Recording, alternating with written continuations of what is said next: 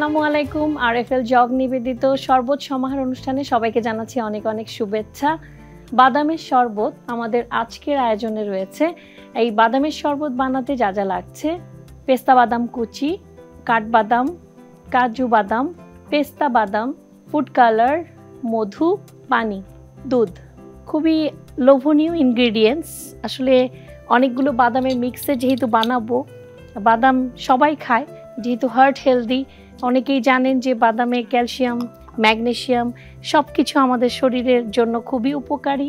তো এই রোজায় আমরা যদি ইফতারে এরকম একটি মিক্স বাদামের কম্বিনেশন করতে পারি, অবশ্যই আমরা তাতে অনেক পুষ্টি পেয়ে যাব।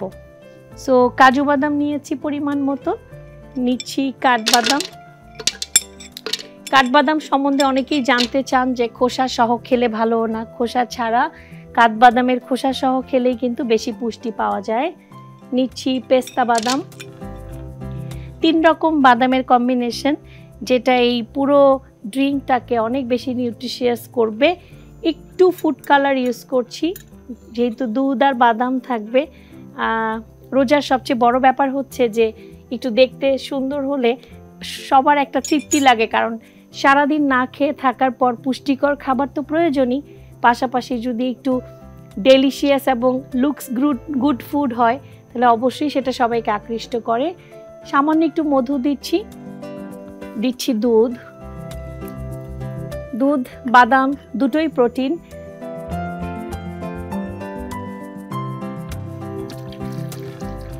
সামান্য পানি, শুধু ব্যালেন্সিংয়ের জন্য এবং ব্লেন্ডের জন্য, কারণ দুধের মধ্যেই লিকুইডটা চলে আসে।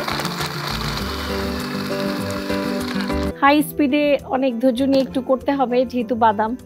চাইলে আপনারা বাদামগুলো ভিজিয়েও রাখতে পারেন তাড়াতাড়ির জন্য।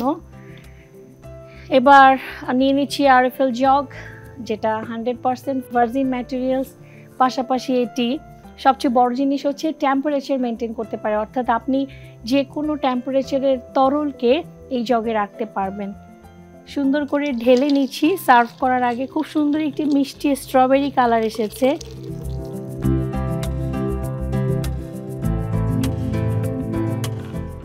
ঢেকে নেবেন অবশ্যই সার্ভ করার আগে, এবং টেবিলে যে কোনোভাবে আসলে কোনো কিছুকে সার্ভ করা যায় না, তাই আমি একটি সুন্দর গ্লাসে, যেটিতে দেখা যাবে যে আমার বাদামের শরবতটির রং।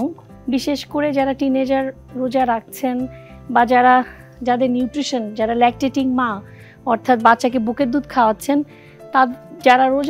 তারা যদি রোজা রাখেন, তাদের জন্য এটি খুবই হেলদি এবং উপকারী একটি শরবত, কারণ বাদাম থেকে প্রচুর ম্যাগনেসিয়াম পাবেন। আর আমরা ল্যাকটেটিং মাকে সবসময় বলি বাচ্চা দুধ খাওয়ার ক্ষেত্রে বেশি করে দুধ জাতীয় খাবার খেতে। তাদের জন্য এটি খুবই হেলদি একটি রেসিপি। সুন্দর করে সাজিয়ে সবার জন্যই পরিবেশন করতে হবে। বিশেষ করে বাচ্চাদের সামনে এইভাবে সুন্দর করে দিলে অবশ্যই তারা তাদের সারাদিনের যে দুধটা প্রয়োজন সেটি পেয়ে যাবে এই শরবতটি থেকে। বাদাম এবং দুধের এই শরবত থেকে আপনি প্রোটিন এবং অনেক ধরনের মিনারেলস ও ভিটামিন পাবেন। আজকে এ পর্যন্তই। সবাই সুস্থ থাকবেন। আরএফএল জগ নিবেদিত শরবত সমাহারে আমরা নতুন কোনো রেসিপি নিয়ে আবার উপস্থিত হব। আল্লাহ হাফেজ।